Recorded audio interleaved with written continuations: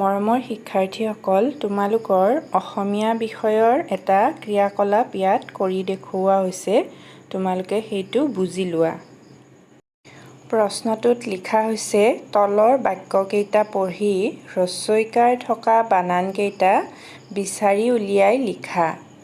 তলত থকা বাক্যকেইটা হৈছে, তুমি মোক চিনি পোৱানে? মোৰ নাম লিপি। এইখন ছবি বৰ ধুনীয়া। মই এটা পুতলা কিনিম। এই বাক্যকেইটা তোমালোকে খুব ভালদৰে পঢ়ি চোৱা আৰু তাত হ্ৰস্বইকাৰ থকা যিকেইটা বানান আছে সেইকেইটা তোমালোকে উত্তৰত লিখিব লাগিব। এতিয়া ইয়াত হ্ৰস্বইকাৰ থকা বানানকেইটা হৈছে তুমি, চিনি, লিপি, ছবি আৰু কিনিম।